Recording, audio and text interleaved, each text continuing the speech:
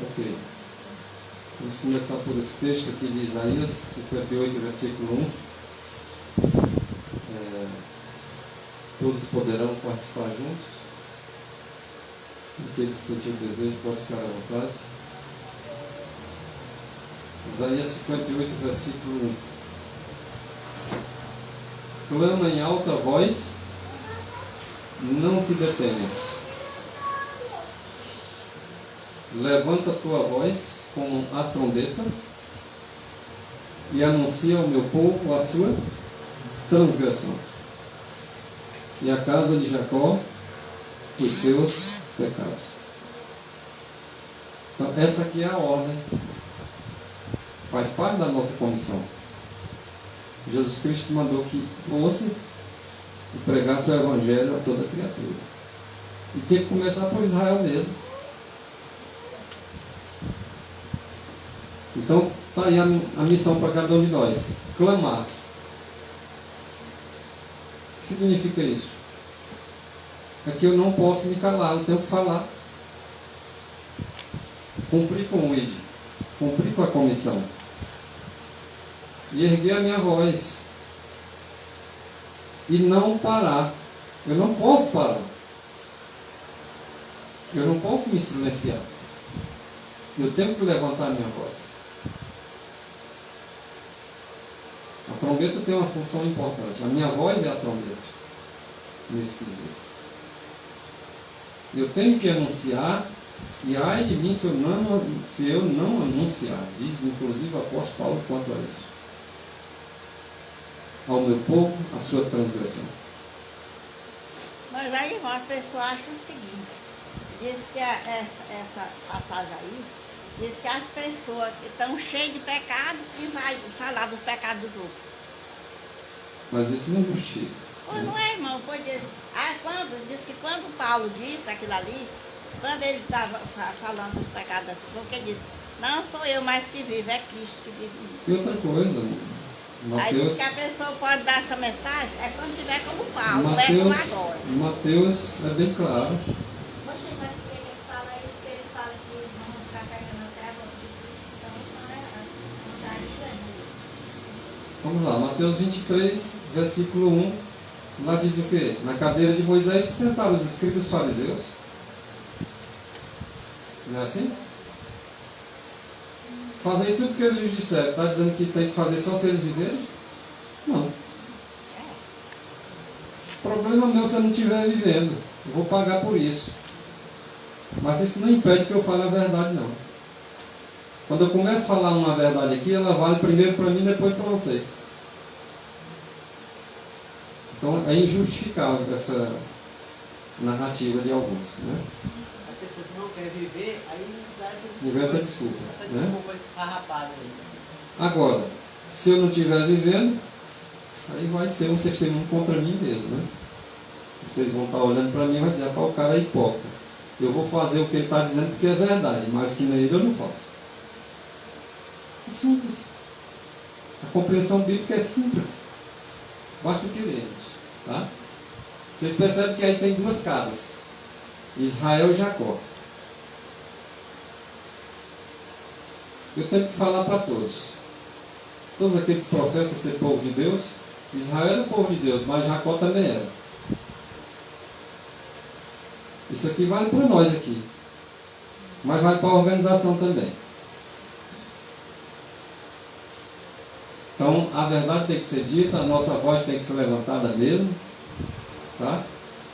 E temos que falar a verdade.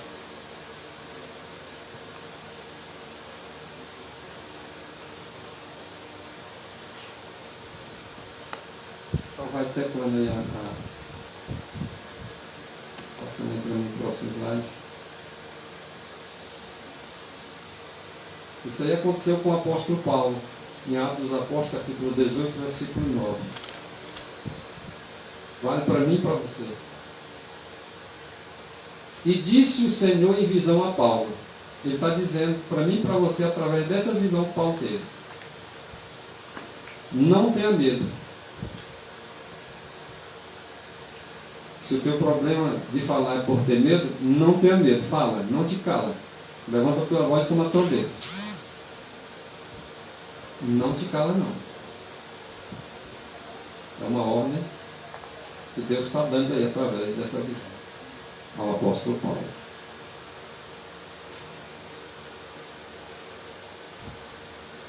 Vamos para Ezequiel, porque o espírito dos profetas não se mete aos profetas.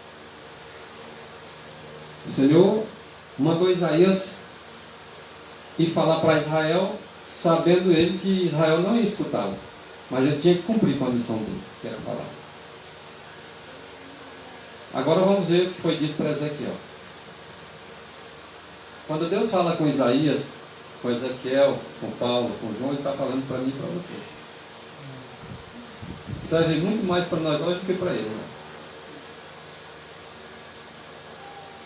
E disse-me: filho do homem, eu te envio aos filhos de Israel, para que não tenha dúvida, eu estou te guiando para os filhos de Israel.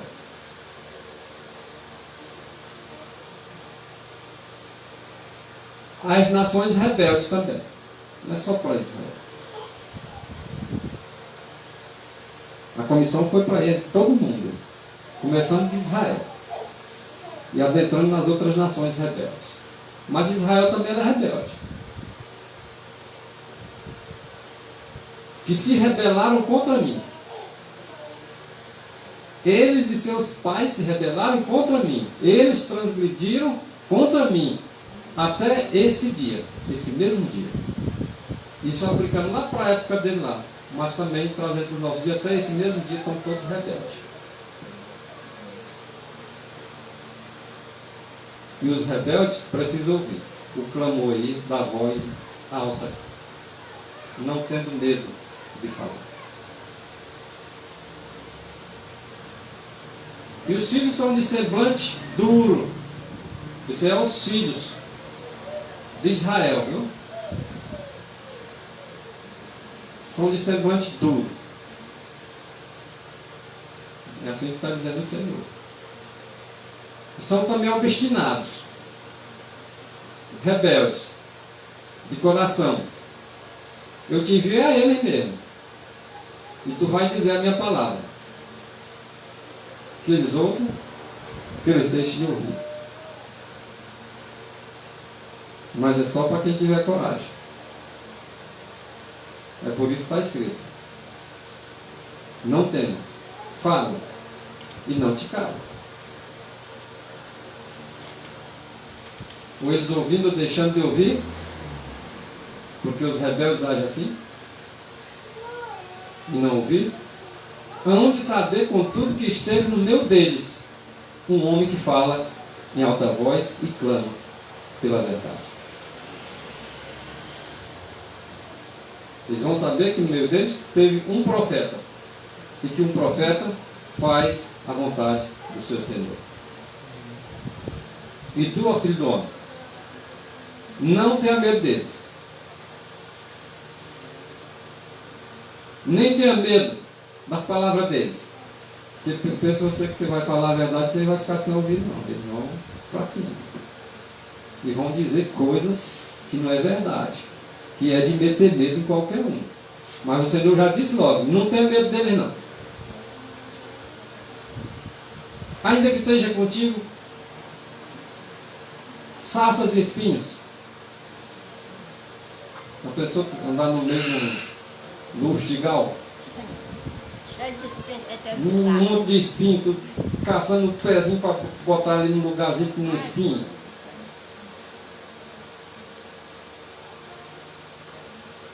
Enquanto tu esteja habitando no meio de escorpiões. Uma pessoa está habitando no meio de escorpiões. Como é que tu vai se atar no meio deles, né? Assim foi comparado para o povo de Deus. Não tenha medo das palavras deles, não. E nem fica assustado com eles, não. Com o que eles dizem ou deixam de dizer. E eles vão ficar com a cara feia para o teu lado. Mas não tenha medo também, não. Porque isso aí é cara de gente rebelde mesmo. Quando escuta a verdade.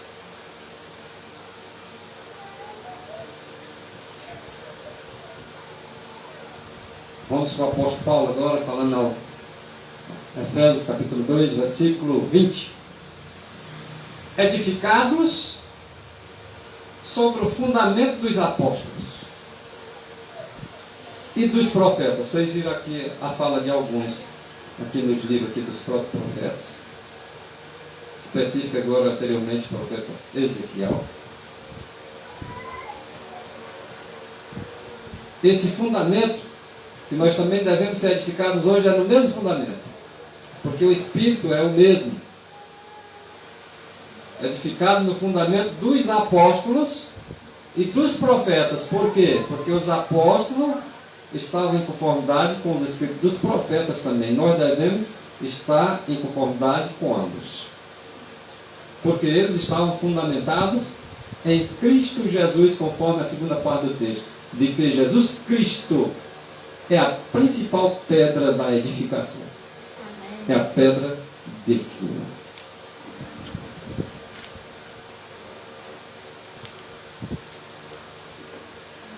Quem diz é o Senhor. Se coloca nos caminhos e vejam, perguntem pelas veredas antigas em que andaram os profetas, qual é o bom caminho? E eles vão dizer que o bom caminho é a pedra de esquina.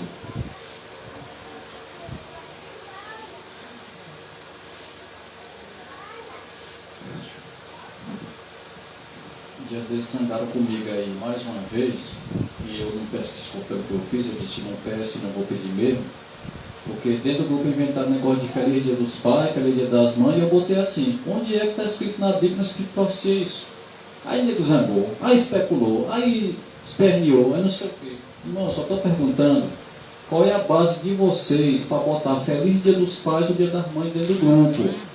Em que fonte? Onde é que Deus falou isso? Baseado em que? No Espírito Profecia? Só que essa pergunta, mas perguntar ofende, né?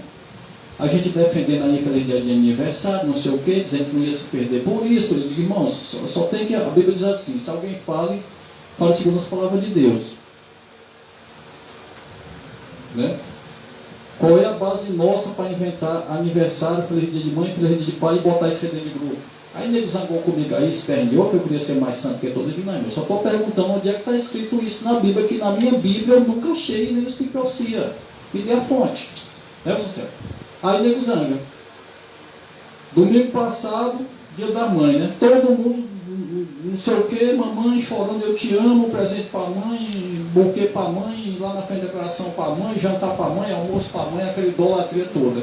Irmãos, nós não temos nada a ver com essas coisas, irmão. Nós queremos ir para o céu, nós somos o povo de Deus. Nós estamos voltando, para o Jardim do Éden. Nós estamos restaurando as veredas antigas, irmão. Nós somos os reformadores, nós queremos tapar as brechas. Aí o povo fica botando essas coisas dentro de grupo, quando a gente pergunta onde é que está escrito, nego zanga. Não tem argumento, não apresenta texto, aí fica zangando. Ah, vocês querem ser mais santos do que os outros. Irmãos, a Bíblia só... A gente tem que querer ser santo mesmo, está escrito, isso é um mandamento. A gente tem que querer ser santo, a gente tem que procurar a santificação, a gente tem que procurar a perfeição de caráter, né, irmão? A gente tem que querer ver. Ah, vocês querem ser melhor do que a igreja. Não, irmão, a gente está procurando ser cada dia melhor do que nós mesmos, para a gente ser um dia, né, selado com o selo do Deus vivo. E a gente sempre vê voz se levantando, defendendo a apostasia. Ah, eu não acho. Eu digo, isso aí é tu que acha. Eu não acho que eu vou me perder por causa do Dia da Mãe. Eu digo, irmão, é você que está te dizendo. Eu não acho, isso é tua palavra, não é o que está escrito. Bem pensando, é o que tu acha, é o teu achismo, não é o que está escrito. As pessoas ficam, né? Eu não acho que eu vou me perder por causa de uma carninha, eu não acho que eu vou me perder por causa de uma pedaço de manga desse tamanho, eu não acho que eu vou me perder por causa de um pouquinho de açúcar, né? Tudo o povo é assim, sabe?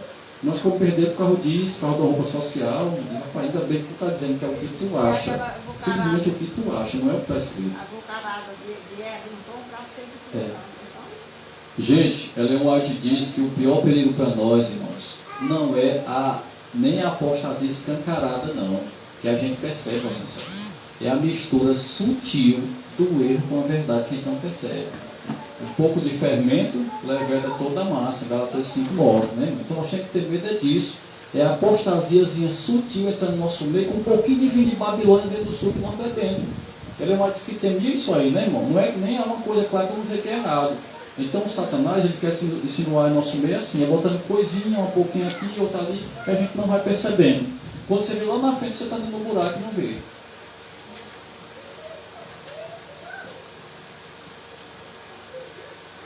Andai por esse caminho. Esse caminho é estreito. Muito estreito. Provérbio 14:12 diz que há caminho que para o homem parece direito, né? Mas fim é morte, né? E esse caminho do qual se refere os fundamentos, né? Que seria para andar de acordo com o fundamento dos profetas e dos apóstolos, ou dos apóstolos e dos profetas, eles dizem o quê? Nós não andaremos nesse caminho. Não queremos. É o que eles dizem, mas não é o que eu vou dizer. Porque nós queremos andar nesse caminho sim. Isso aí é um problema deles. O nosso é andar no mesmo caminho que andou os profetas e que andou os apóstolos. Amém? Diz aí o registro no livro do profeta Jeremias. Vamos ver o profeta Isaías. Os opressores do meu povo são crianças. É um povo que oprime. Agem como um menino. Sem entendimento. Menino birrento. Mulheres dominam sobre esse meu povo. As mulheres estão tomando conta. Manda na casa, manda na igreja, manda em todo lugar. Sem nenhum preconceito, é a realidade. E isso é o Senhor que está dizendo. Aí na sua palavra, de Isaías 3:12. Os opressores do meu povo.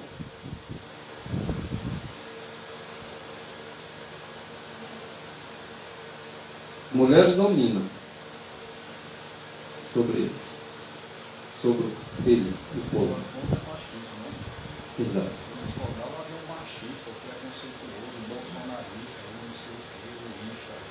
Agora o Senhor se volta para o seu próprio povo e diz: ah, povo meu, esses guias que estão guiando vocês enganam vocês. Esse povo que anda guiando vocês, que engana vocês, eles estão destruindo as veredas antigas. Eles não querem andar no caminho, o bom caminho. Eles estão destruindo esse caminho das tuas veredas.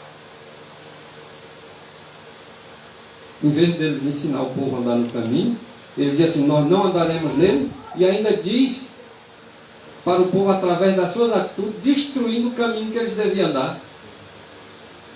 Isso é sério, irmãos. E agora o clama em alta voz, onde fica? Eu vou ver eles destruindo o caminho que nós devemos andar. Eu vou ver eles guiando o povo, enganando o povo de Deus. E o Senhor me orientando que eu estou sendo enganado e agora eu tenho a trombeta para dar o toque certo e não toco. Eu tenho que falar. E ai de mim se eu não falar. Agora a irmã White disse, né, que ela ia morrer. Ela tinha muitos conselhos ali através dos seus escritos, mas ela disse: olha, eu vou descansar, e quando eu for descansar eles vão querer mexer em coisas aí. Eles vão continuar enganando. Vão continuar destruindo o caminho que vocês devem andar. Ou eu estou interpretando errado? Eu digo a vocês que quando eu for ao descanso, grandes mudanças ocorrerão. E ela foi ao descanso realmente em 1915. Ela não sabia quando ela seria levada. Ela foi levada em 1915 ao descanso, à sepultura. E eu desejo advertir a todos contra os enganos do diabo. Ó povo meu, os que te guiam, te enganam. Eu não acredito que esse engano é de Deus, é do diabo mesmo. E nós temos que falar.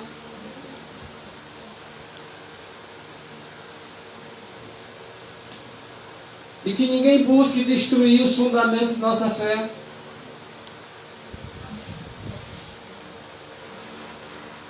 Os fundamentos que, mediante estudo da palavra, feito em oração, muitas das vezes um versículo só, noites inteiras de oração, para poder compreender, guiado pelos anjos de Deus, pelo Espírito de Deus. E por meio dessa revelação foram postos no princípio de nossa obra, bem no começo. O fundamento dos profetas e dos apóstolos. Mas ela disse: quando eu for, eles vão querer mudar esses fundamentos. E sobre esse fundamento nós temos estado a construir por mais de 50 anos. Havia sido ponto por ponto estabelecido em cima de um fundamento sólido, comprovado pelo Espírito de Deus.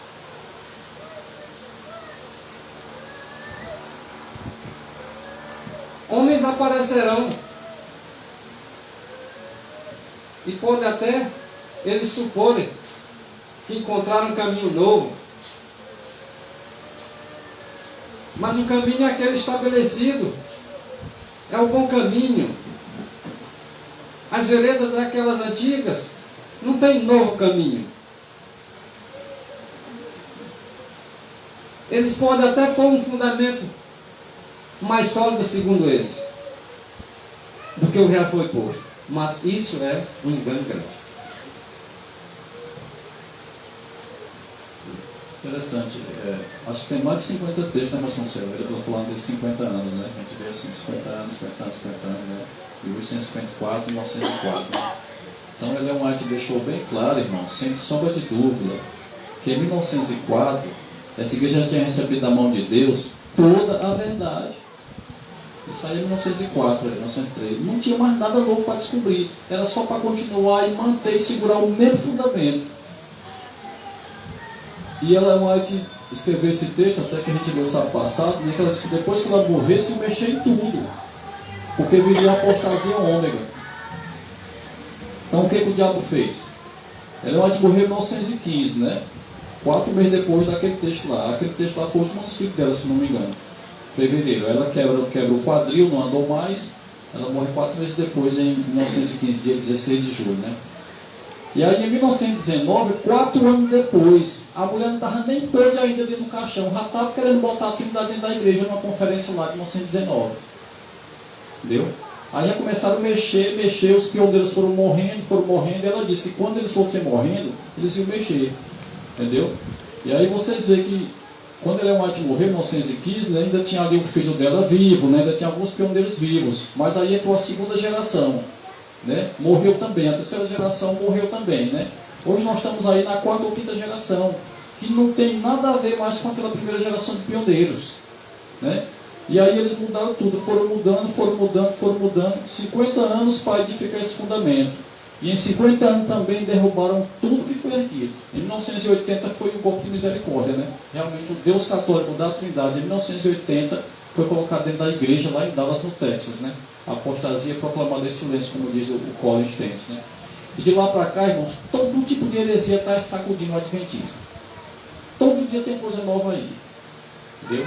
Ninguém consegue deixar de pecar, ninguém consegue ser perfeito, roupa não salva, sábado não salva, carne não, nada salva. Cristo é a esperança, não sei o quê, Jesus te ama, essa sermãozinha, historinha. E aí hoje as pessoas, a pregação é o seguinte: faça tudo que você quiser que você está salvo. Continue pecando que você está salvo. Continue transgredindo a lei de Deus que você vai ter salvo. Ou seja, hoje em dia não precisa mais obediência para ser salvo. E nós sabemos que a condição da salvação é a obediência. Nós somos salvos pela graça, é verdade, mas através da obediência. Ninguém é salvo sem obedecer. Hoje o adventista está pregando que não precisa obedecer, porque o que o Ailton não fizer, Jesus Cristo fez pelo Ailton. Ou seja, exatamente igual à pregação das igrejas evangélicas. Se eu não guardar o sábado, não precisa, Jesus guardou no meu lugar. Se eu não conseguir a perfeição de caráter, Jesus foi perfeito por mim. Se eu não conseguir ser santo, Jesus foi santo por mim. Então ninguém precisa copiar Jesus. Jesus não é mais modelo, é só substituto de todo mundo. Você vê a canoa furada que o adventismo entrou, né? E aí a coisa está cada dia pior, entendeu? Não se preocupe que vai vir mais heresia por aí, né? A apostasia ômega, né? Ela não vai parar não, ela vai espalhar mais. e até em povos. E surgem as heresias para que despertem os sinceros que o Senhor tem no meio de todos os povos. De forma que tudo isso aí a gente vê que cumpre-se aí em Isaías 3,12, né? Que os guias do povo de Deus, que era para guiar eles para as veredas antigas, está enganando, dizendo que não precisa fazer nada, está tudo aqui.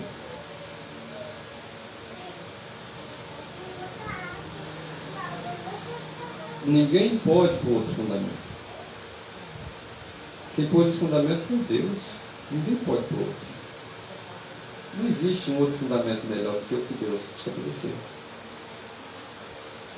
E ninguém pode pôr outro além do que já está posto, porque quem pôs isso aí foi Deus. E a prova que tivemos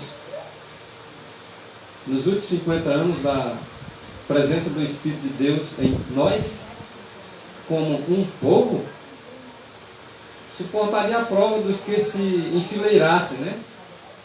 Ou dos que se enfileiram ao lado do inimigo e concentram suas energias contra a mensagem de Deus. Então eles podem fazer o que quiserem. O fundamento que foi posto, ele prevalece. Ninguém pode pôr outro fundamento. Ninguém pode dizer o contrário do que Deus disse. Eles podem até dizer, mas são desmascarados. Porque haverá povo aí no meio desse povo que erguerão a voz como a trombeta e falarão os pecados tanto de Israel como da casa de Jacó. Os líderes adventistas, agora vamos para aqui um testemunho de um pastor adventista.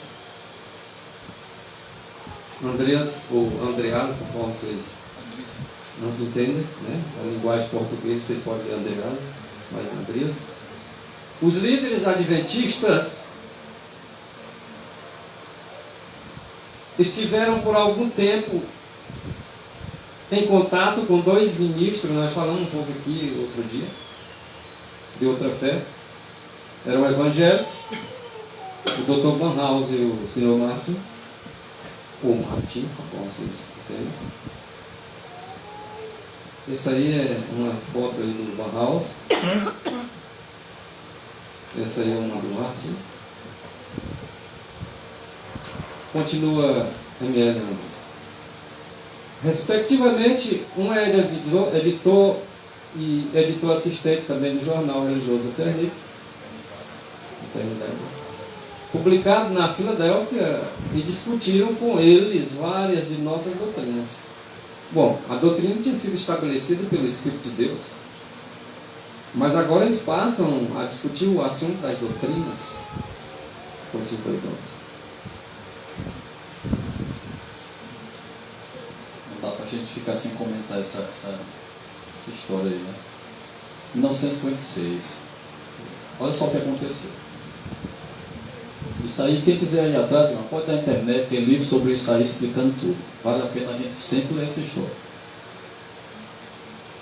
Os pastores adventistas estavam preocupados na década de 50, porque a igreja adventista não crescia, não ganhava alma, não recebia verba do governo americano, nem era reconhecida como igreja.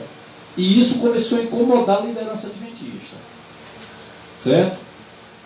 E aí o que a igreja decidiu? Vamos conversar aqui com dois pastores evangélicos para ver o que a gente tem em comum. Esses dois pastores, que eram o Barnhouse e o Martin, procuraram a liderança adventista em 50.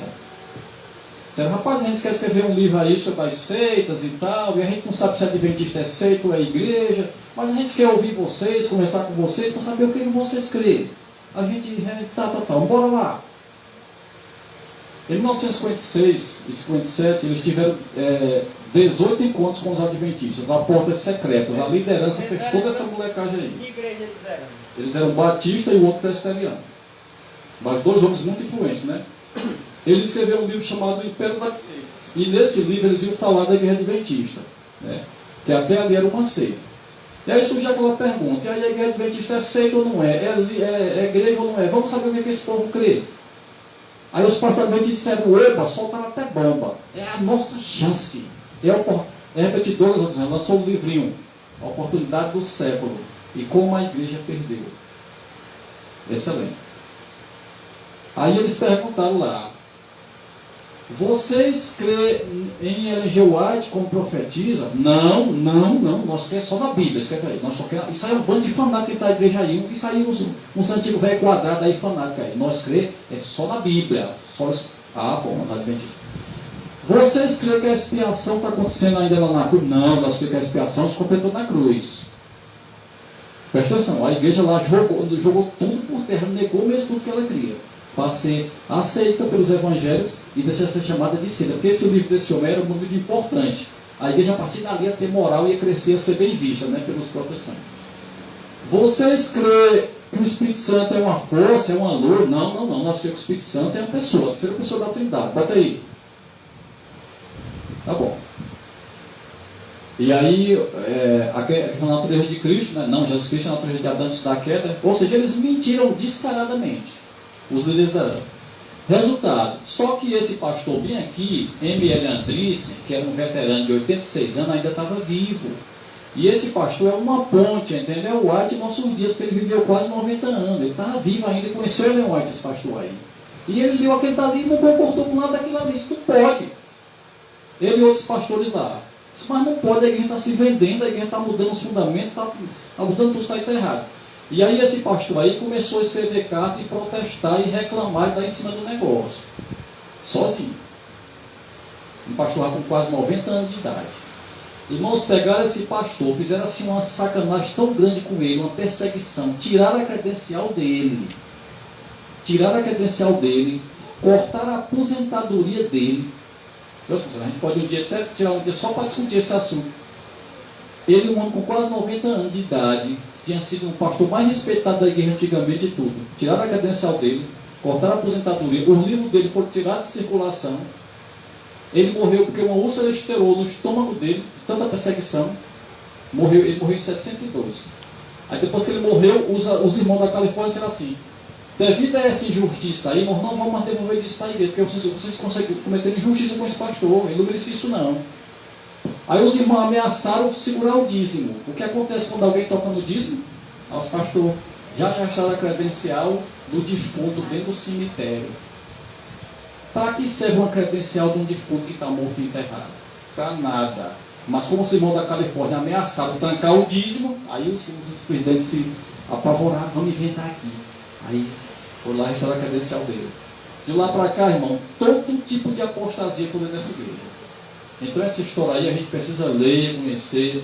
O pastor Douglas estava vivo nesse tempo, escreveu vários livros denunciando isso aí, entendeu? A questão da nova teologia. E aí de lá para cá, os pastores velhos morreram, os que discordaram foram expulsos, tiraram a credencial e acabou. Essa nova geração de menino hoje aí que não sabe de nada, fica só dizendo bobagem aí no Novo Tempo, entendeu? Mas a história foi essa daqui. Nos anos 1950, a igreja adventista, ela virou outra igreja, ela mudou tudo. De lá para cá foi só mexe, cai tudo, entendeu? Essa história tem pastores da igreja escrevendo um livro contando isso aí, entendeu? A gente tem tudo isso aí documentado, pode mandar. Então esse pastor aí, ele foi um campeão que se levantou sozinho, ele ficou sozinho contra todo mundo. Ele não aceitou nada das mudanças, e ele pagou o preço, ele morreu, entendeu? Com a úlcera na barriga dele, de tanto ele perseguir ele. Ele tentou várias vezes falar com o presidente negou. Chegou a ponto de pedir a credencial dele e proibir de pregar, entendeu? Então, graças a esse pastor aí, outros pastores criaram coragem, deixaram de ser covardes e saíram da toca. E começaram também a dizer que estava certo, entendeu? Hoje nós temos pastor pouco dizendo que estava certo, porque foi obrigado a ele ser um mártir, né? Mas foi exatamente isso. E o que aconteceu com esse pastor aí acontece com qualquer pastor que levantar e denunciar isso aí, entendeu? Qualquer pastor que disser que a nova teologia está errada, ele vai pagar o mesmo preço. Entendeu? Mas tudo isso aí aconteceu, né, lá nos anos 50. Chegou, papai.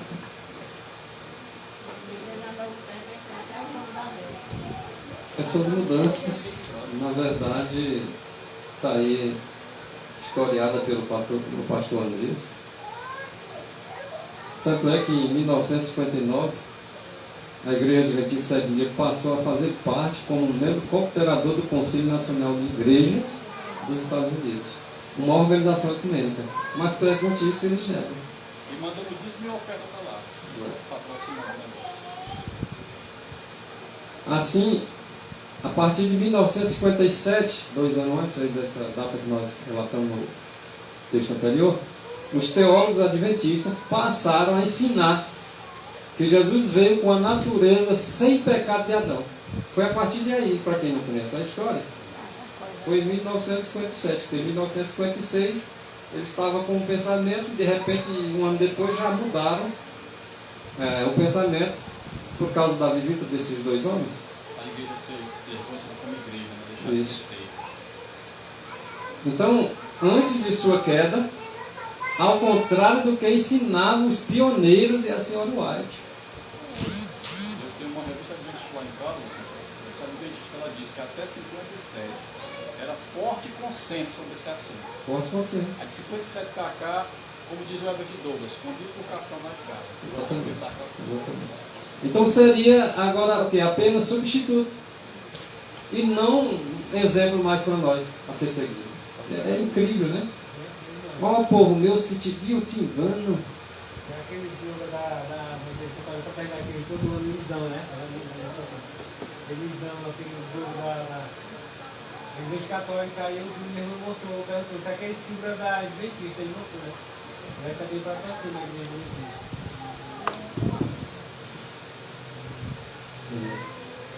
Normalmente eu vejo. Por isso aqui está escrito lá no Apocalipse.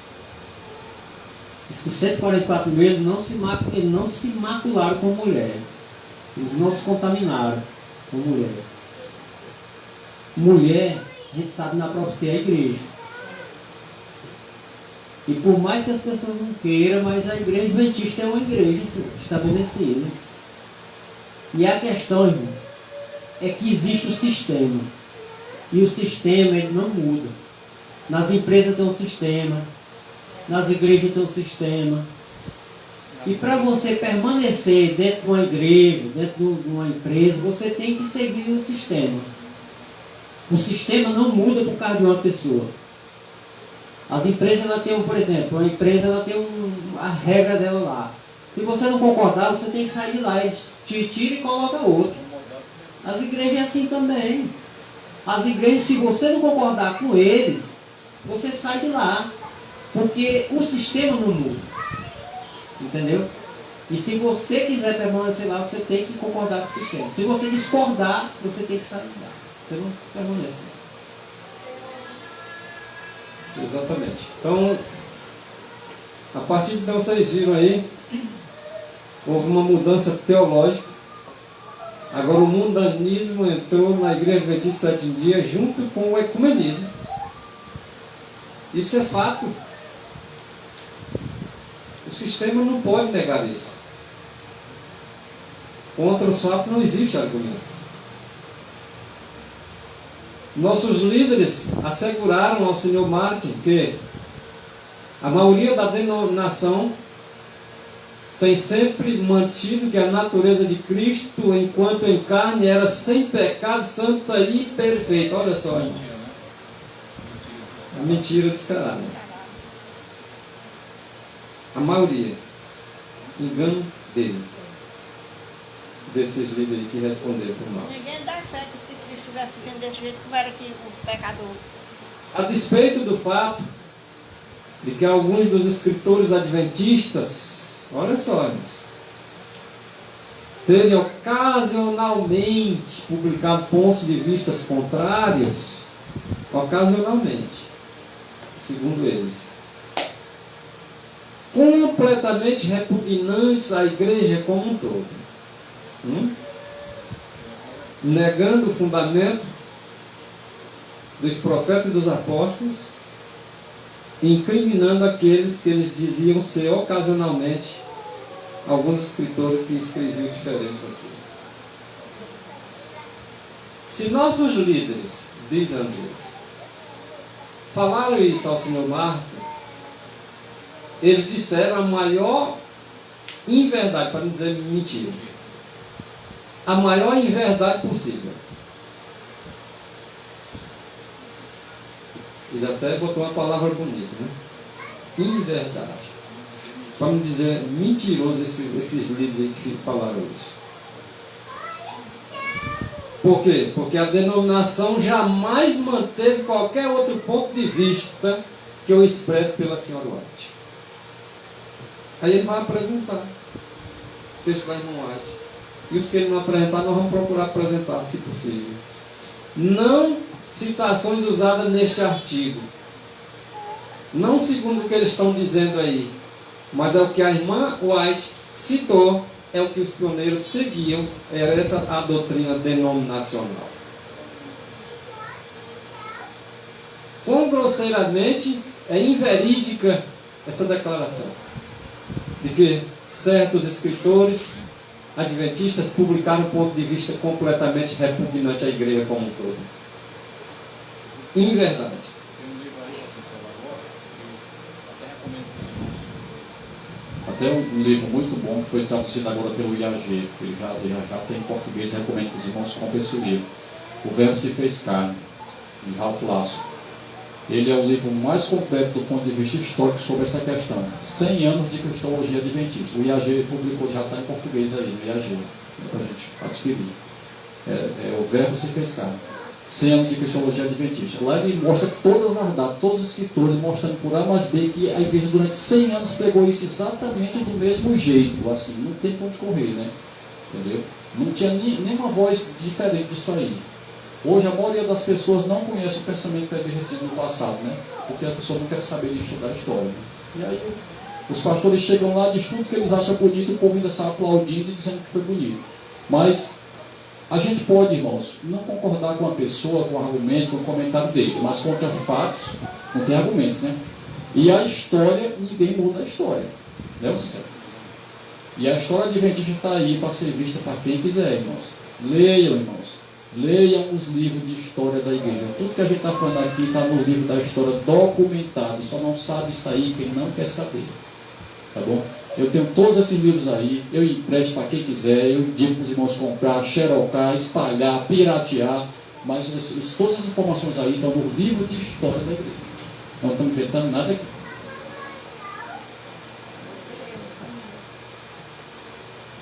Então, essas pessoas que eles declararam como sendo alguns escritores, que estavam falando contrário à tese que eles disseram lá para o Martin. Então, diz Andreas, pastor Andreas, que a senhora White foi uma dessas escritoras que publicou.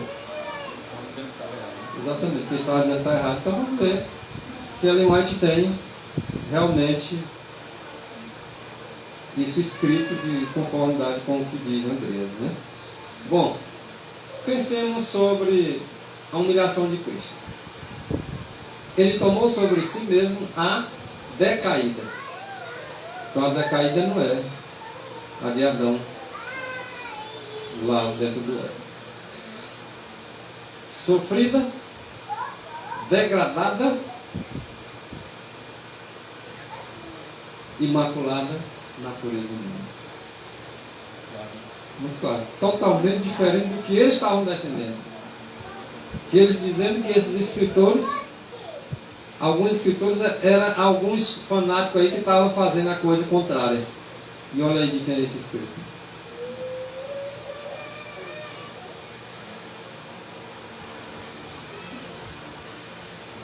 Então, conforme está escrito, esse, sente aqui, só. Fica à vontade.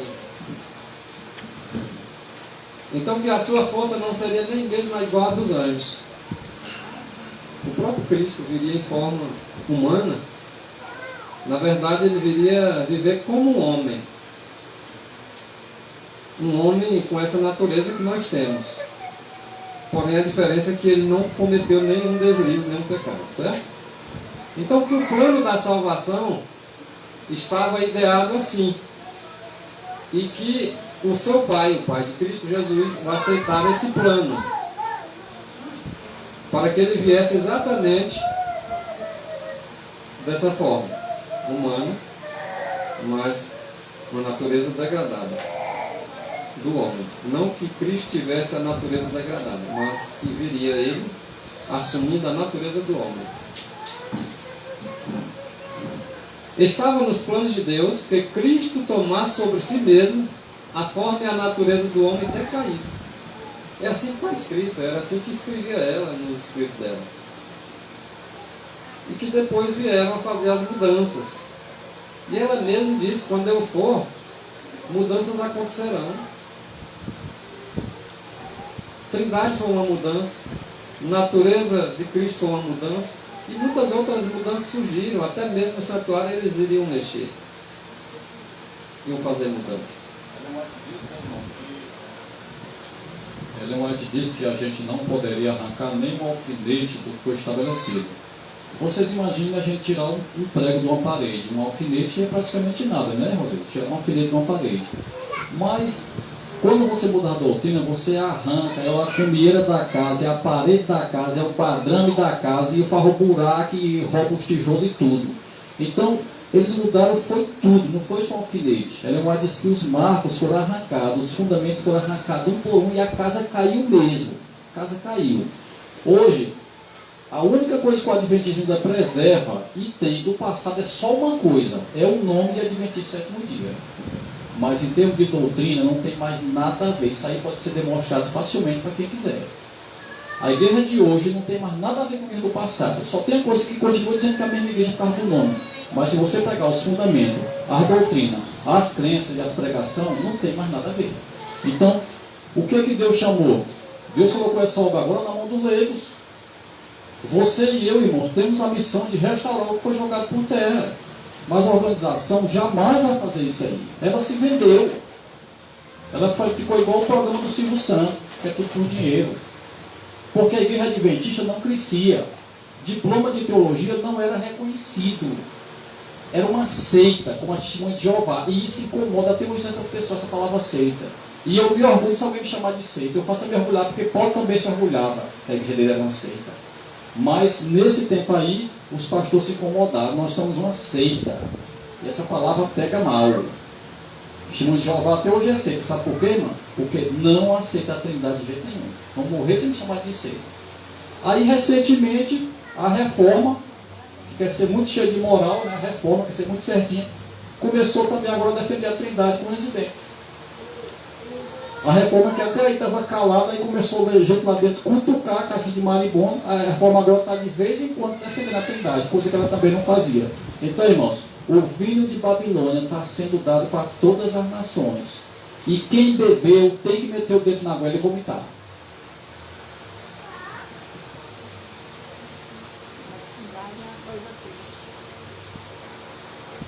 A obra da redenção, que é uma grande obra, ela só podia ser feita ou efetuada apenas pelo Redentor do mundo, Cristo Jesus, tomando o lugar do decaído Adão. Era do decaído Adão, não era do Adão não decaído, não. Jesus Cristo veio para aqueles que estavam doentes. E a doença se refere aí à doença do pecado. E dentro do Éden, Adão não tinha pecado. Então não tinha por que ele vir buscar o Adão dentro do Éden. Ele veio buscar o Adão fora do Éden.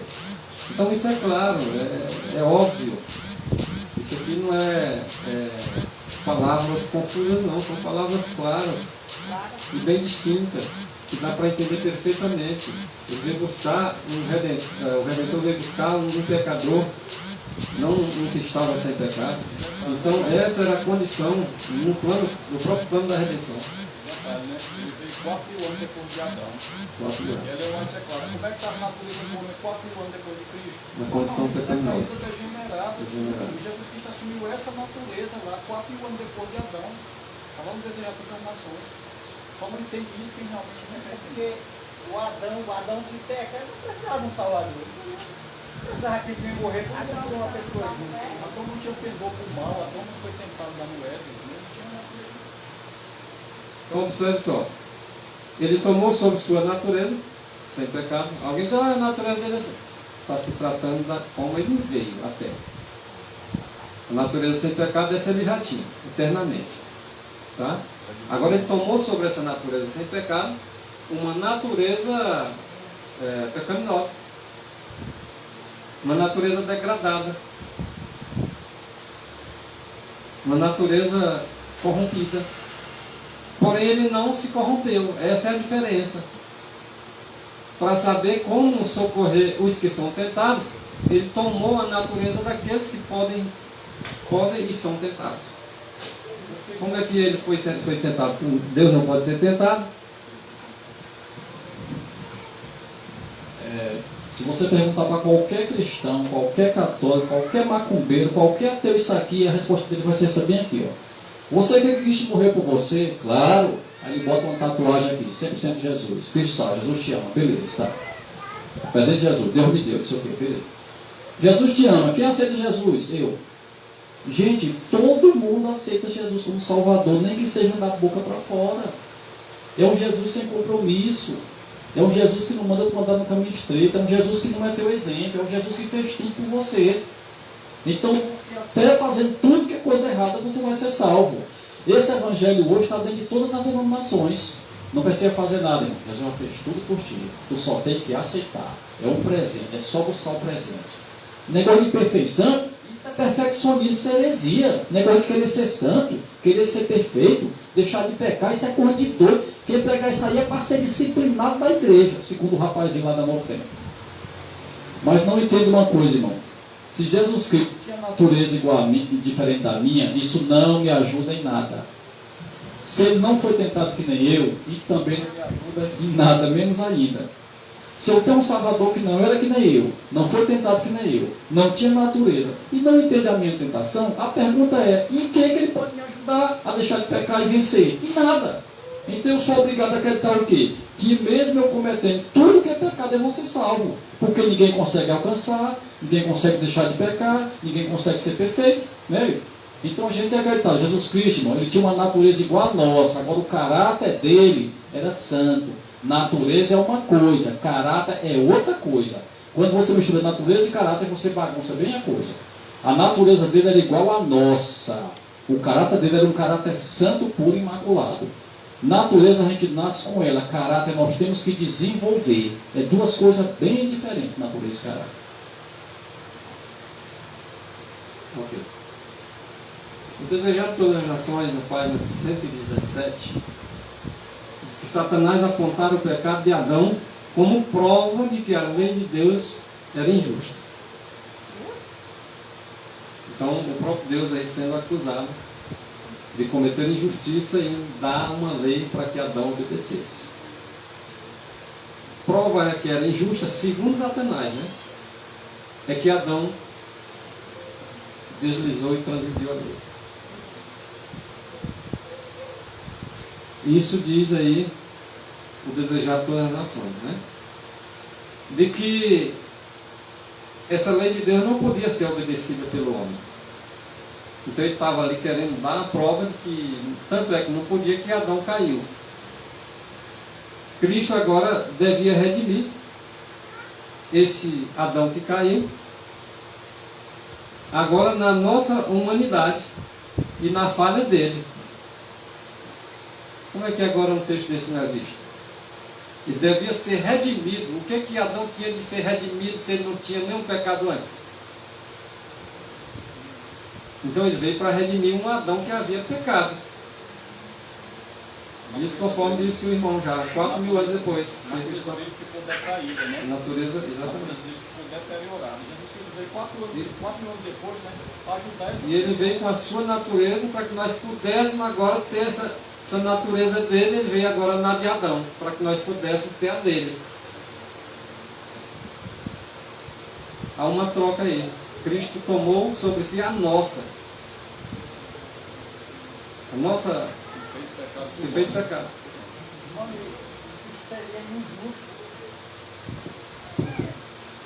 Ele seria injusto se ele tivesse vencido como Deus e botasse nós para vencer como ser humano. Tu já pensou, José? O pessoal não abre a boca e diz, não, pai, Deus venceu porque ele era santo. Entendeu? Então como é que ele ia vencer como santo e ia botar nós para vencer como pecador? Seria uma coisa desigual. Por isso que hoje ninguém crê mais quase na vitória sobre o pecado. Por causa dessa confusão toda aí. Pois é, o inimigo.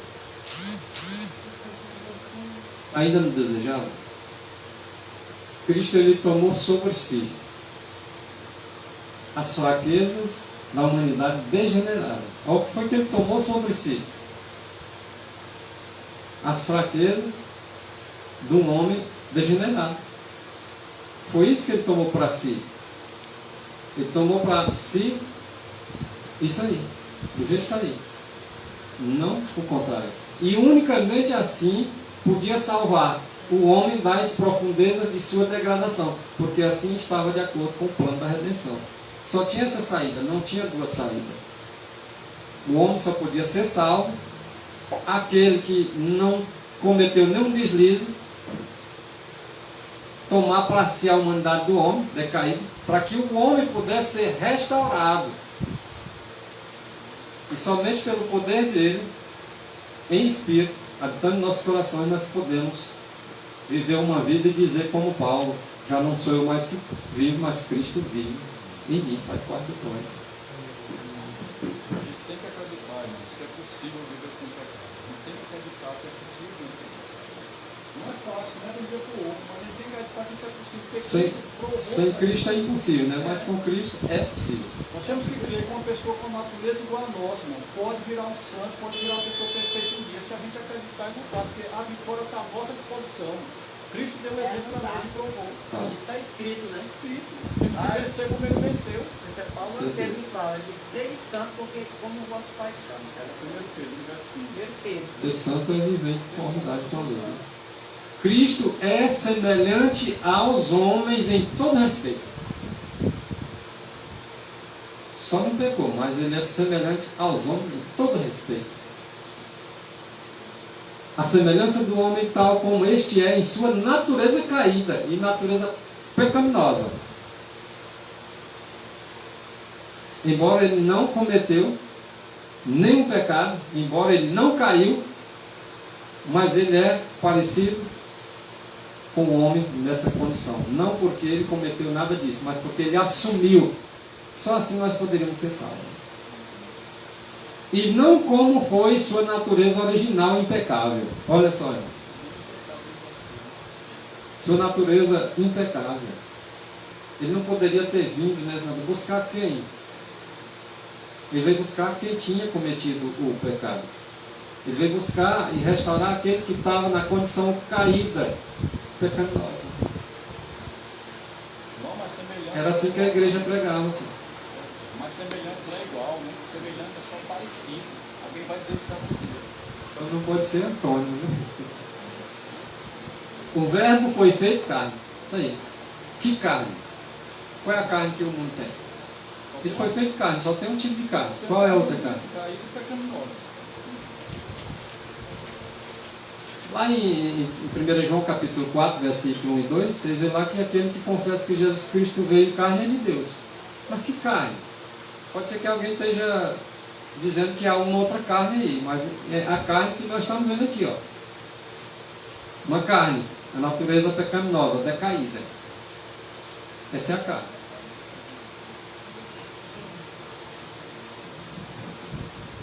É interessante como a gente, existe umas teologias aí bonitas para a gente cair assim no canto da sereia, né?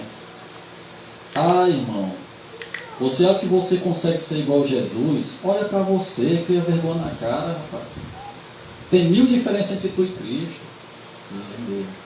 Jesus não pecou nem em pensamento. Nós pecamos até dormindo, irmão. Estou lascado, estou perdido. Por que Jesus Cristo nunca pecou nem em pensamento, irmãos? Porque Jesus Cristo foi um homem que nunca se desligou do Pai, nem um instante. É assim que está escrito, meus queridos. A vitória dele pode ser a nossa vitória, está escrito isso aí. Tentação não é pecado. Tentação para pecado tem um abismo grande. Tentação não é pecado. As pessoas confundem isso. Um pensamento ruim que vem na mente da pessoa é tentação, mas ele pode ser repelido. Entendeu? Pecado é a transgressão da lei, e isso abrange escolha. Ninguém peca sem escolha, não existe isso. A pessoa só peca depois que é tentado, e tentação abrange escolha. Se não há escolha, eu não sou tentado, né? Aí a pessoa diz, não, mas lá no Salmo 51, não sei o que Davi diz que eu nasci em pecado e minha mãe, e aí o Leandro quase explicou lá e me convenceu. Convenceu de quê, irmãos? Né? Qual pecado que uma criança de 1 ano cometeu? Se ele não tem escolha, não tem entendimento, não tem maturidade para saber o que é certo e errado. Ele veio ao mundo como homem, né? Carne de todo homem. Mas como é que eu vou jogar lá no tribunal de Deus uma criança de 1 ano de idade e dizer que tem que ser julgado um juiz investigativo? Uma criança de 1 ano. Qual pecado que o filho do William cometeu? Bem, me deixa, mãe. Entendeu? Não, mas não vai nascer um pecador. Eu digo, então, o dogma da Imaculada Conceição está correto. Por que a Igreja Católica batiza a criança? Porque com essa história que a criança já nasce pecadora. E Maria? Bom, aí vem a história da Maria, aí vem outra viagem aí. Maria recebeu a coisa boa, mas a coisa ruim da hereditariedade milagrosamente não passou por ela. Maria foi só envelope lá, barriga de aluguel, mas a hereditariedade não pegou em Maria. Aí vem a história de quê? Imaculada Conceição da Maria. Vocês estão vendo, irmãos? Tudo teologias falsas, pagãs, mentirosas para enganar os atestados. Né? Então, se Jesus Cristo, ele não herdou a natureza pecaminosa através de Maria, ele herdou de quem? Se Maria é forma dele. Não, mas ele foi concebido de outro jeito, não sei o quê. Tem sempre a desculpa. Olha, irmãos, ou Jesus Cristo era um homem 100% igual a nós, ou ele não era. E os textos são claros. Ele era um homem 100% igual a nós e ele é também 100% divino. Né, você? Ele tem duas naturezas. O que está em discussão aqui é a natureza humana dele, a natureza dele como homem. A natureza divina quase ninguém discorda. Mas a natureza humana era isso. Caída, pecaminosa, degradada como todo filho de Adão. Nessa natureza ele sofreu, passou fome, foi tentado mais do que nós. Nessa natureza ele venceu e ele provou para todo filho de Adão que o homem também pode vencer. Né? Então, parece uma coisa de louco, uma coisa assim sem lógica. Né? Um homem pecador, errado, degenerado, um dia virá uma pessoa sem pecado. Mas Jesus tem poder para isso, irmãos. Lucas 1,37. Para Deus nada é impossível.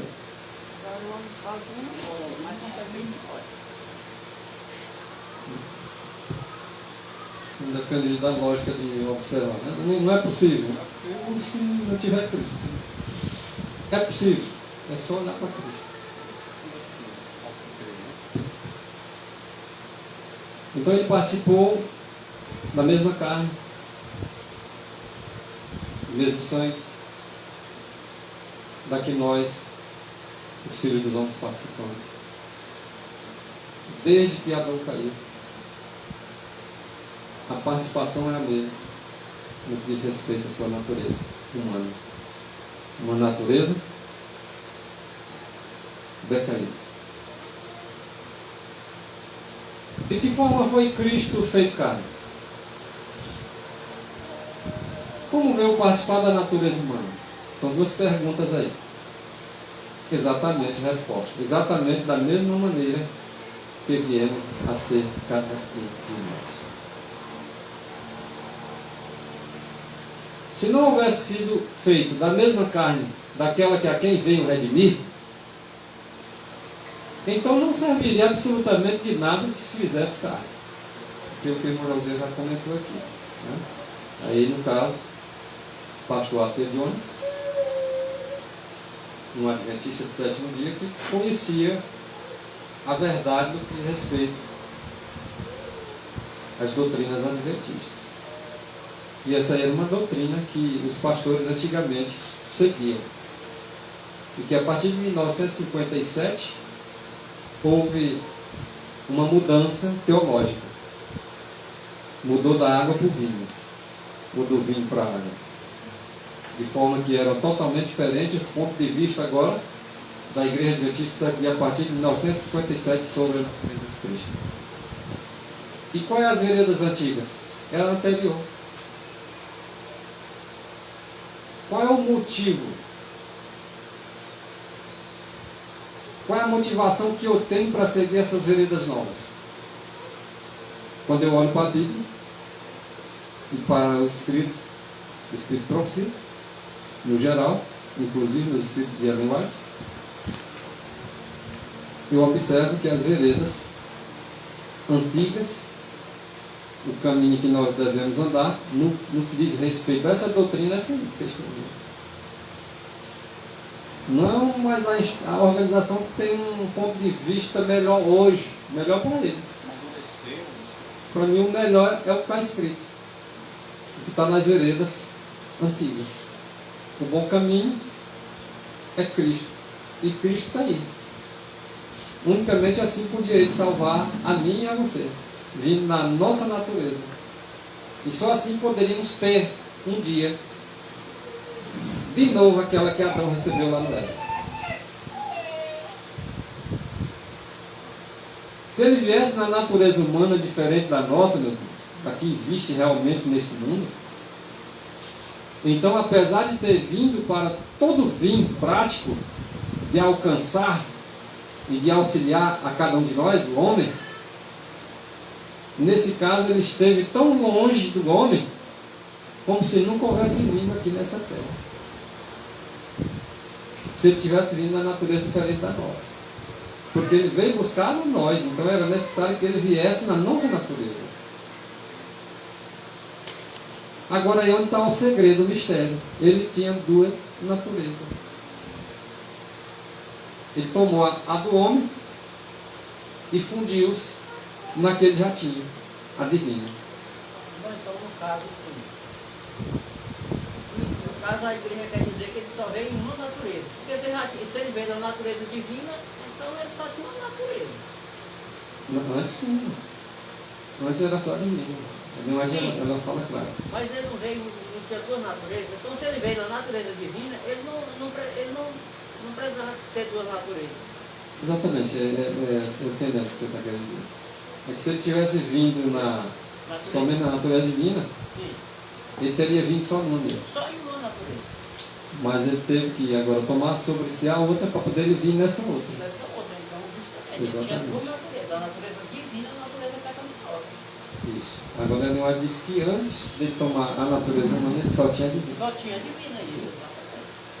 Você pode até questionar isso aí no Ok. diz. Ok. Aqui no livro Face a Face com o Evangelho Real, né? Ele cita aqui o grande conflito, página 425, aí diz assim: após o encerramento da porta da graça, não haverá sacerdote no santuário para sacrifícios, confissões e orações diante do Pai. Os que hão de receber o selo do Deus vivo, está citando Ellen White aqui, e se proteger durante o tempo de angústia, devem refletir completamente a imagem de Jesus. Os que estiverem vivendo sobre a terra, quando a intercessão de Cristo cessar, deverão, sem mediador, estar em pé na presença do Deus Santo. Suas vestes devem ser imaculadas, o caráter liberto do pecado pelo sangue da aspersão. Naquele tempo terrível, depois de finalizada a mediação de Jesus, os santos passarão a viver a vida de um Deus Santo sem intercessor. Hoje, a pregação é exatamente o contrário. Mesmo após o fechamento da porta da graça, o povo de Deus vai continuar pecando. Vai ficar de fora do céu. Entendeu? Isso quase todo dia no novo tempo. Mesmo após o fechamento da porta da graça, o Espírito Santo foi retirado, as pragas estão caindo e a gente continua pecando. Agora eu pergunto, por que o adventista aceita uma pregação diabólica, mentirosa e herética dessa? Sabe por quê, irmão? Porque beberam o vinho de Babilônia. Sabia? Já viu dizendo isso? Após a porta da graça fechar, o povo de Deus ainda continua. Não está pecando igual hoje, assim, tipo sem pecadinho, como é que só 20 ou 30, mas nós só vamos deixar de pecar quando Jesus voltar e mudar a nossa natureza. Só que Jesus Cristo, quando vier, não vai mudar caráter de ninguém. A obra de purificação é hoje, irmãos. Até o selo de Deus, até o sinal, até o fechamento da porta da graça. Quando a porta da graça se fechar, o povo de Deus está imaculado, puro e santo, está sem pecado. Não tem mais sangue mediado ali para cobrir pecado de ninguém. E hoje as pessoas estão acreditando nisso dentro da igreja, que após a porta da graça fechar, os adventistas ainda vão continuar pecando. É incrível, né? Como é que o adventista que diz que crê na Bíblia aceita uma loucura de um argumento desse? Porque nós temos uma vida inteira Mas uma vida toda. Mas nessas alturas o errado é você. Só. Sempre vai ser errado. Quem discorda é sempre errado. Então veja só. Se houvesse sido assim, irmãos, Cristo tivesse vindo, por exemplo, na natureza de Adão antes da queda, ele haveria estado tão longe da natureza humana, tão longe, porque há uma diferença muito grande da natureza de Adão antes da queda do que a natureza dele depois da queda. Há uma diferença muito grande. Então, se ele tivesse vindo da natureza de Adão antes da queda, isso estaria tão distante de nós, que haveria sido tão de outro mundo, como se ele nunca tivesse vindo a essa terra. Olha como isso aqui é simples de entender isso. Ele veio a este mundo, buscar os perdidos deste mundo. Portanto, agora tomou a natureza dos pecadores deste mundo e sem cometer um deslize, um pecado, para vencer por nós e em nós os pecados deste mundo. Mas não, a igreja mudou de pensamento em 1957. Até 1956 era uma coisa que estava de acordo com o fundamento dos apóstolos, dos profetas, e passou a um novo fundamento a partir de 1957, um novo fundamento que os apóstolos não falam e que os profetas não falam, onde nós temos Isaías 8:20 dizendo: a lei é o testemunho. Se eles não falarem de acordo com essa palavra é porque não há luz neles. Podem até falar de acordo com a lei, mas nega os escritos dos profetas, nega os escritos dos apóstolos. O apóstolo Paulo em Romanos 8, verso 3 é muito claro, mostrando o tipo de natureza que ele veio, o tipo de natureza que ele tomou para si, sobre a sua natureza divina. Então é que nem Cristo diz lá em Isaías 3:12 mesmo: ó povo meu que guia vocês, engana vocês. A gente uma vez teve um estudo sobre isso lá em São Luís, né, uns bonzão aí cheio de teologia, de PhD, de não sei o que, de mestrado, doutorado. E o camarada disse o seguinte para nós: olha, Jesus Cristo ressuscitou mortos, nós não podemos fazer isso. E o rapaz, eu acho que nós precisamos ler a Bíblia aqui, porque na Bíblia até um morto chamado Eliseu, quando jogaram o corpo dele dentro da cova, o homem que tocou nele ressuscitou. Eliseu estava morto, defunto. Na hora que o corpo dele caiu dentro da cova, o outro ressuscitou. Explica isso aí, irmão. Paulo ressuscitou pessoas, Pedro ressuscitou pessoas. Se Eliseu ressuscitou pessoas, Paulo fez isso, Pedro fez isso, nós não podemos fazer, irmão. Jesus disse assim: quem crê em mim vai fazer uma maior do que essa. Jesus nunca pecou nem em pensamento. Me mostra aí no Espírito ao seu o pecado de Adão e Enoque, de Enoque. A gente colocou para ele lá. Mostra aí no Espírito ao seu na Bíblia qual foi o pecado de Enoque. Que eles foram para o céu vivo, trasladados sem ver a morte. Mostra aí o pecado desses dois homens. Qual foi o pecado que eles cometeram? Entendeu? Então esse tipo de argumento não se sustenta aí, né? Quando, irmãos, vinha a chuva serôdia, irmãos, o povo de Deus foi revestido para dar o alto clamor, irmãos, vai acontecer milagres em nosso meio, está escrito. Vocês não tenham dúvida que o povo de Deus vai ressuscitar pessoas, vai fazer milagres, vai curar como Paulo, como Pedro fez. Nós não estamos fazendo isso por causa da nossa condição hoje. Não é que Deus proíbe isso de nós. Mas quando vier o tempo de refrigério, o povo de Deus vai fazer milagre. Aí o diabo vai fazer a contrafação, como já está fazendo. Mas, humanamente falando, Jesus Cristo não fez nada que o Vasconcelos que eu nós não podemos fazer. Humanamente falando, nós estamos falando isso. O Jesus divino é Deus. Não somos Deus, não somos nem anjo. Mas o Jesus humano, irmãos, é exatamente igual a nós. Teve fome, sofreu, ele teve que aprender as coisas, entendeu? Ele passou por todo aquele caminho lá para mostrar para ti: irmão, você também pode vencer, porque eu venci. Você tem que vencer como eu venci, né? Eu fui tentado, mas não pequei. Você também tem que ser tentado, mas não pecar. Nem eu te condeno. Vai, não peques mais. A pregação hoje é o quê? Vai e continue pecando. Quanto mais tu peca, mais Jesus está do teu lado. Vamos pecar até Cristo voltar. Aí nós vamos pecar até a volta de Cristo. Peque e viva, como diz o Colin Stanley. Então a gente tem que entender uma coisa, irmãos: pecado é a transgressão da lei. Transgressor da lei não vai para o céu, não, né? Transgressor da lei não vai ser selado. Transgressão da lei não vai passar pelo tempo de angústia, não. Transgressor da lei não vai receber o Espírito Santo, não, né? Nem o sinal de Deus. Mas a pregação hoje é: quanto mais tu peca, mais Jesus te ama.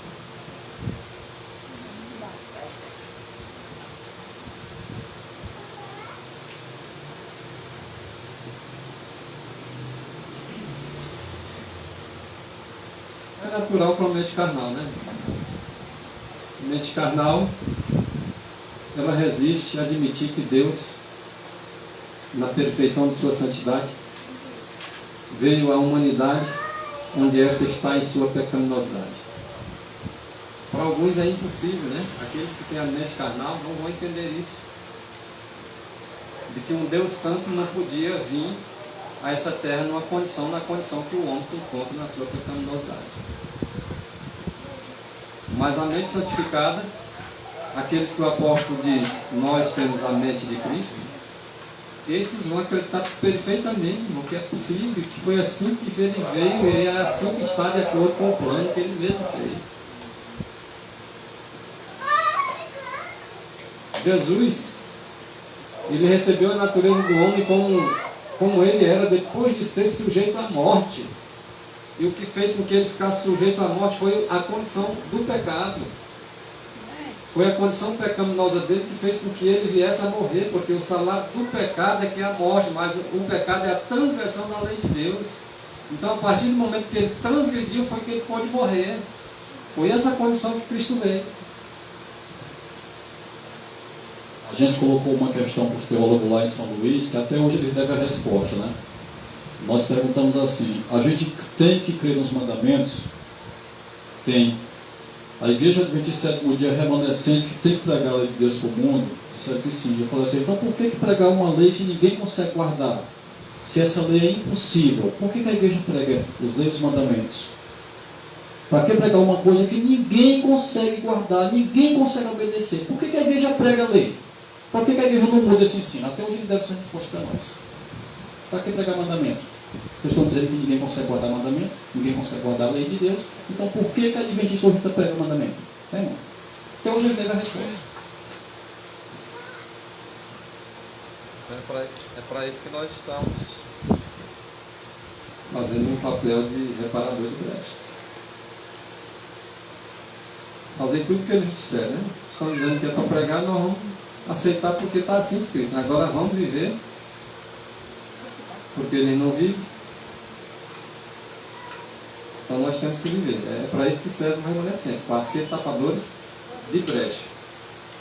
Agora pregar para as pessoas que devem guardar os mandamentos de Deus e não viver, que eles não vivam, né? Mas vamos viver nós. E mostrar para as pessoas que em Cristo Jesus é possível. Então Jesus recebeu a natureza do homem como ele era depois da queda. Depois da queda. Depois que ele passou a ser sujeito à morte. Ao tornar-se homem, viria exatamente onde o homem está para poder alcançar. Se ele viesse na condição que o homem não está, como ele iria alcançar? Ele iria alcançar nós que estamos presentes em Deus. E se ele viesse com outra natureza, como ele teria feito pecado por nós? Como ele teria morrido? Ele não teria morrido. Olha aí. Até antes. Se Jesus houvesse vindo na natureza do homem, tal como este era antes da queda, não teria podido alcançá-lo para salvá-lo. Muito claro. Isso aqui é um dos pioneiros da Adventista cria. Um abismo aí, né? Um abismo muito grande do que creio hoje. E a nossa fé está nas veredas novas ou veredas antigas? Prefiro as antigas. Está claro que Jesus, ao tornar-se homem, ainda há de homens. Está claro que Jesus, ao tornar-se homem, compartilhou a natureza do homem como este é, desde que veio a ser sujeito a sofrimento, à morte. E sofrimento de morte, que é o salário do pecado, muito claro. Aí eu pergunto, Adão antes de pecar, vivia debaixo da sentença de morte? Não. Existia sentença de morte para Adão antes de pecar? Foge da compreensão sã. Vamos ver as coisas que a gente não quer ver. Agora dizer que esses homens aí estavam errados é dizer que, né, que pode deixar os escritos de lado e fazer só aquilo que bem lhe convém. Então aqui está a prova de Cristo. Foi muito maior que a de Adão, o que é. Pois Cristo assumiu nossa natureza caída. Só nossa, não é corrupta. A natureza caída, mas não cometeu a corrupção. Aquilo que o homem cometeu, ele não cometeu. Ele não deixou o pecado, né? Fazer pecar, né? Exatamente. Cristo não possui a mesma deslealdade pecaminosa. A deslealdade não, ele não assumiu o pecado não, assim, no que diz respeito à sua própria vida, praticar o que o homem praticou não. Isso aí ele não assumiu não. O homem que pecou, ele pegou o homem agora e trouxe para si. Mas ele diz, não, eu vou cometer a deslealdade porque o homem foi desleal. Não, não é dessa parte aí não, para lá. Se ele tivesse feito isso, ele tinha cometido pecado. Mas assumir o homem na sua condição pecaminosa não significa dizer que Jesus agora cometeu um pecado, ou algo pecaminoso. Não. Assumir isso não significa que ele cometeu isso. A deslealdade, a corrupção que nós possuímos, isso aí ele não cometeu não. Os PhD disseram para nós lá que pecado e tentação era a mesma coisa. Tinha hora que você confundia na Bíblia, né? Pecado, tentação, natureza era um balaio só. Rapaz, então é o seguinte, vamos pegar a Bíblia, acabar de ler, a gente pega ela, pisa em cima, toca fogo e rasga. Porque na minha Bíblia não diz assim. Eu acho que a minha Bíblia é diferente de vocês. Porque eu leio na Bíblia assim, lá em Tiago capítulo 1, verso 14, 13. Ninguém sendo tentado diga, sou tentado por Deus, porque Deus não pode ser tentado pelo mal, e Deus a ninguém tenta. A Bíblia de vocês diz assim também, irmãos? Ou está diferente dessa? A minha está assim. Mas cada um é tentado quando atraído pela sua própria cobiça. Depois, a cobiça dá luz ao pecado. E o pecado, sendo consumado, gera a morte. Pecado e tentação é a mesma coisa? Pecado e natureza é a mesma coisa? Se tiver, vamos pegar a Bíblia agora e rasgar.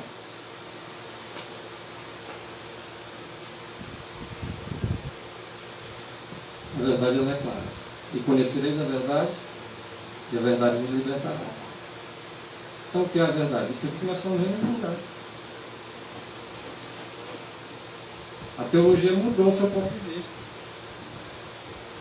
Mas aquilo que se crê no passado, o que se crê no presente, o que é a verdade disso?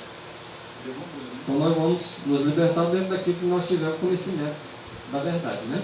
Então Cristo não possui a mesma deslealdade, uma deslealdade pecaminosa, uma deslealdade, uma corrupção, né? Corrupta e caída, que nós possuímos. Pois nesse caso, não poderia ser uma oferta perfeita.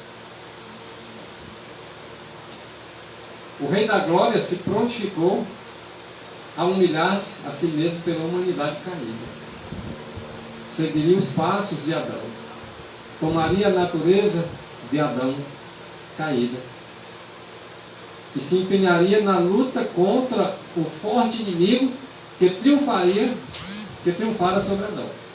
Então aquele mesmo inimigo que derrotou Adão, o Senhor Jesus agora prometia, ao tornar-se homem, ele agora deu uma promessa de que ele mesmo agora estaria lutando em favor do homem para que o homem vencesse os seus defeitos de caráter.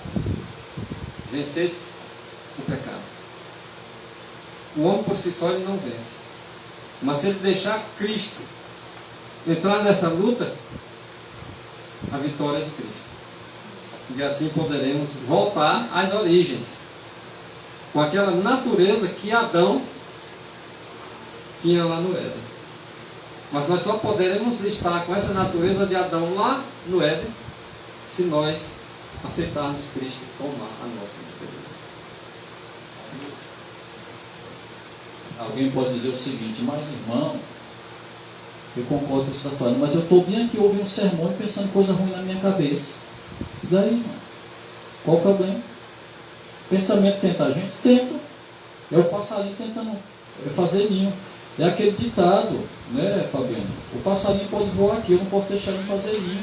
Pensamento ruim pode ser repelido, irmãos. Vocês acham que Cristo também não foi tentado em pensamento, palavra e ação? Sabemos que ele foi tentado como nós em todos os pontos, só que ele repeliu. Se ele repeliu, nós também podemos repelir ele, né? Que alguém pode dizer, rapaz, passou o pensamento ruim na minha mente. Repila, vamos repelir em nome de Jesus, né? Nós temos que ter a mente de Cristo, se quisermos ser selados, né, irmãos? É possível a gente ter a mente de Cristo. Ver o pensamento ruim Não é o pecado. O pecado é cair naquilo mesmo. Alimentar. Dá uma sacudida na cabeça, começa a pensar outra coisa, vem de novo, resiste.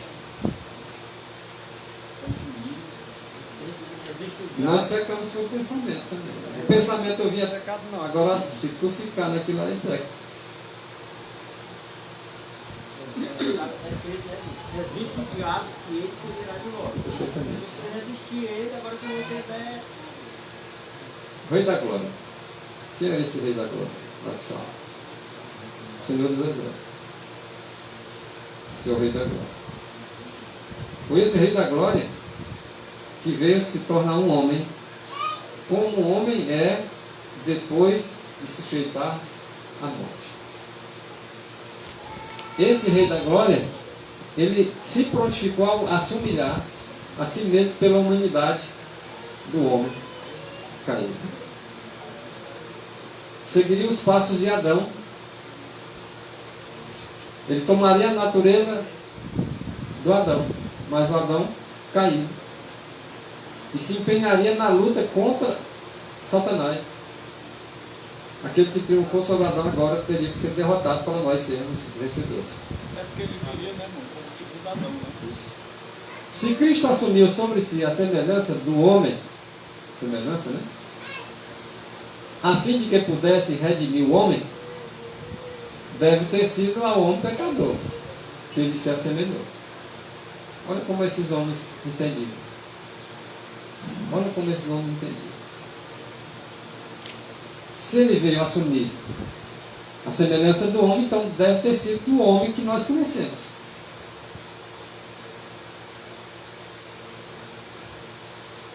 Se sua natureza divina não estivesse revestida com os trajes da humanidade, Cristo não poderia ter se ligado à raça caída e tornar-se seu redentor.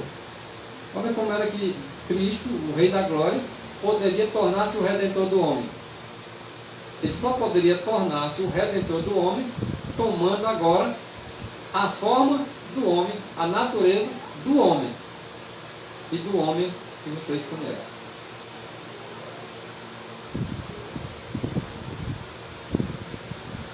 Os mensageiros de 1888, que está se referindo a Wagner e a Jones, a Minneapolis, Minnesota, Estados Unidos,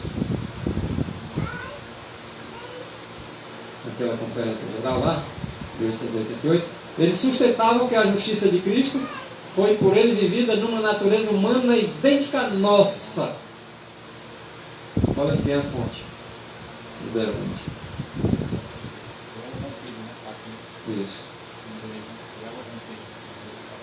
E quando o povo de Deus verdadeiramente compreender e receber essa justiça pela fé, eles serão capazes de vencer como Cristo venceu.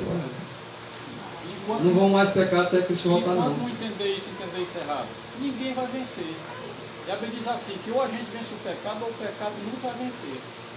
Ou a gente vence o pecado, ou o pecado vence a gente. Olha a encruzilhada que nós estamos.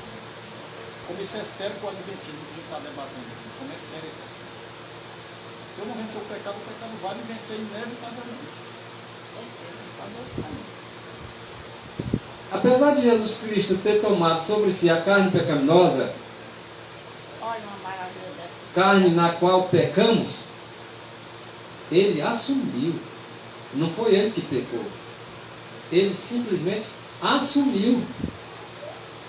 Isso para nos salvar, era a forma dele ser o nosso redentor, gente. É o Rei da Glória se fazendo um de nós. Não tem outro caminho, né, irmão? Não. É por isso que é interessante nós entender a natureza de Cristo e a natureza do homem, Cristo Jesus. As duas naturezas. E não confundir elas. Né? Então se esvaziou de si mesmo, Cristo, né? Recebendo a plenitude do próprio Deus, que ele era divino, ele era só divino, mas ele tomou sobre si a natureza humana. O Senhor pôde mantê-lo livre de pecar nessa carne pecaminosa. Olha, é possível. Jesus demonstrou que é possível. Agora tem que ter luta. Nós entramos com esforços, com a vontade, e Cristo agora realiza. Você faz essa pergunta hoje para o evangélico assim: Você quer que Cristo te perdoe? Levanta a tua mão. Você quer que Cristo é uma vacina para mim não pecar? Não, irmão. Jesus Cristo pode me manter sem pecar. Não, isso aí não acredito não. Porque a gente peca até em pensamento, até em natureza. Judas, versículo 24, né? Está lá. Está vendo, irmão? Jesus Cristo, irmão, na cruz, Ele é o nosso substituto. Morreu no teu lugar, carregou a tua transgressão, pagou o teu pecado. Mas não foi só isso, irmão. Na vida dele, Ele é nosso exemplo. E Romanos capítulo 5, verso 10, fala que nós seremos salvos pela sua vida. Se Jesus Cristo tivesse cometido um deslize, a morte dele não teria valido nada. Todo mundo só prega o Jesus na cruz, o Jesus na parede, Ele é nosso substituto. Mas nós temos que olhar para o Jesus exemplo. Nós somos salvos pela vida de Cristo, irmãos, como salvos pela morte. A teologia só prega o Jesus morto. Ele morreu, fez tudo pela Fabiana. A Fabiana está salva. Mas e a vida dele fica onde? Romanos 5, versículo 10. Nós seremos salvos pela sua vida, irmãos. Isso quer dizer que a gente tem que viver como ele viveu e andar como ele andou. E as igrejas não querem pregar isso. Só pregam Jesus que perdoa teus pecados, fez tudo por você. Ninguém quer seguir o exemplo do homem de todos, o homem do Calvário lá, que disse assim: se alguém vier após mim, assim mesmo se negue, toma a sua cruz e siga-me. Nós temos, irmãos, que andar como ele andou, trilhar o caminho que ele trilhou, porque esse é o caminho da vitória, não tem outro meio para nós.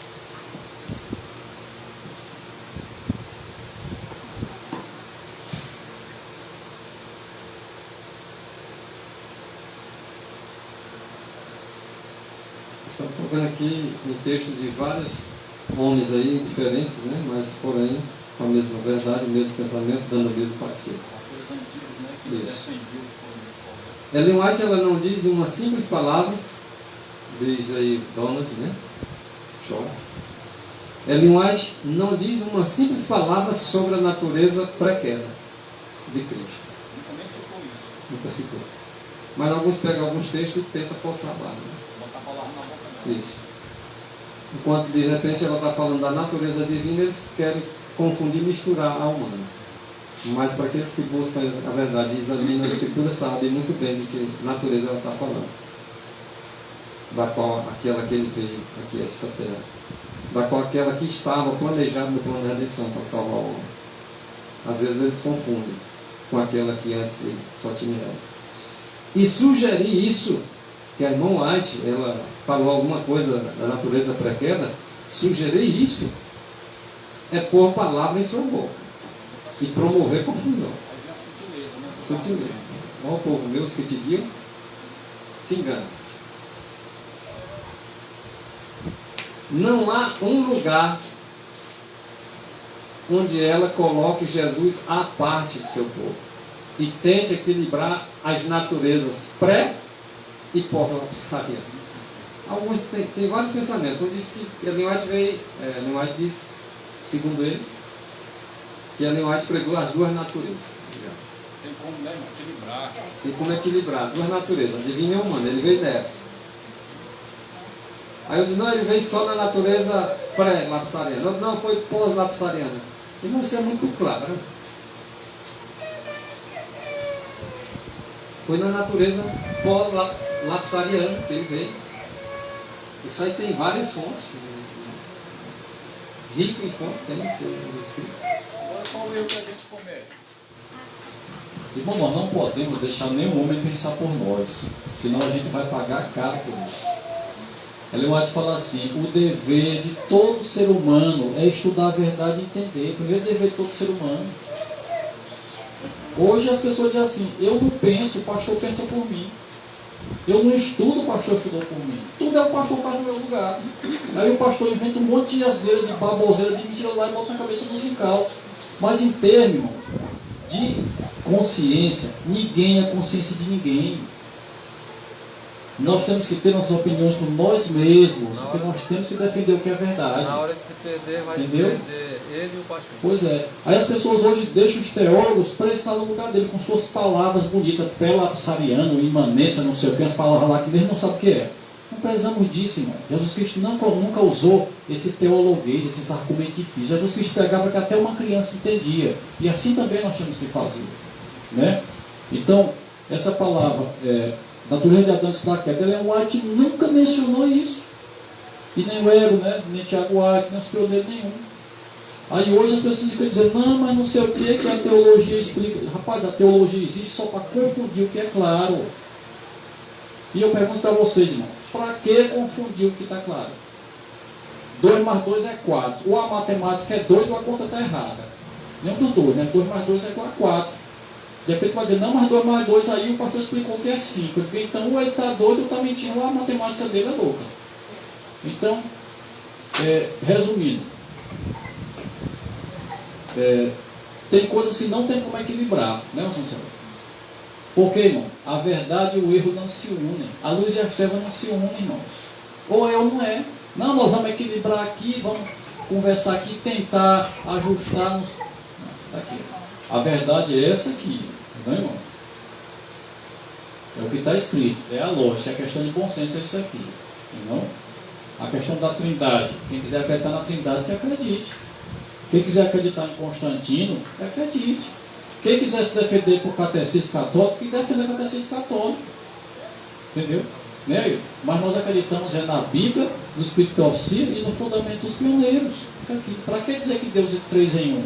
3 dentro de 1, 1 que vira 3, não sei o que, e depois vem com desculpa esfarrapada, que isso é um mistério que ninguém entende, quando a pessoa não tem argumento bíblico para provar. Né? Então a gente prefere acreditar no que está escrito. O que está escrito, né, até claro, é lógico, até uma criança consegue entender se quiser entender.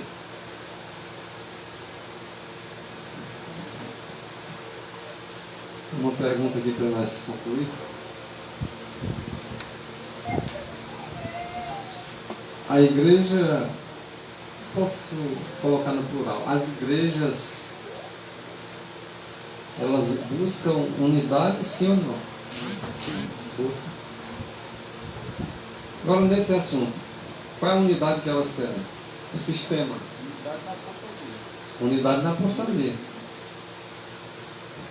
Que é a natureza de Cristo pré-lapsariana, é o que eles querem. E isso é o que todas as igrejas pregam. Isso. É aquilo que está em 1 João capítulo 4, versículo 1 e 2. Então, se eles querem unidade, e você que pensa diferente deles, vai se unir. Você vai se unir na apostasia. Então, como pode esse tipo de confusão ser promovido? Isso tem promoção, é promovido dentro das igrejas. E em nome da unidade. E se tu não concordar, É o bagunceiro, tu é um homem marcado, extremista, em todas as espécies. dissidente, fanático. Então nós não podemos, irmãos. A palavra de Deus é para nós nos unirmos mesmo. Mas nos unirmos no que é correto, não no que é errado. Em nenhum momento Deus manda nós nos unir com as coisas erradas. Só para vocês terem uma ideia, na lição da escola sabatina, dia 15 de janeiro, torna confusa a natureza humana de Cristo na encarnação, mas com decidida tendência para uma natureza não decaída. Foi uma lição de 83. De 83, exatamente. Não há a mais leve dúvida de que Ellen White cria que Cristo assumiu a natureza humana decaída e pecaminosa na encarnação. Isso aí está claro. Quem está dizendo isso aí é um dos maiores professores dele, né? É. George Knight. Então nós vamos concluir aqui com esse texto, mas o assunto prossegue. É muitos e muitos textos, não tem como nós refutarmos contra a verdade, não existe argumentos. Nós não vamos criar nenhuma narrativa aqui para isso. Assim falar e assim é, do jeito que está. A gente teve um estudo sobre isso lá em São Luís e a gente imprensou esses caras lá assim de uma maneira tal, irmãos, que eles chegaram a admitir para nós. Não pode pregar isso aí, irmão, que nós depende do salário. Se nós pregar isso aí, a guerra vai pipocar, rachar, explodir, e o pau vai quebrar nas nossas costas, irmão. O outro senhor chegou a dizer para nós, se eu pregar isso aí, eu sou expulso da igreja. Eu falei, se tu não pregar, tu vai ser expulso do céu. Qual que tu escolhe? Eu já fiz minha escolha. Faz a tua. Eu prefiro ser expulso da igreja.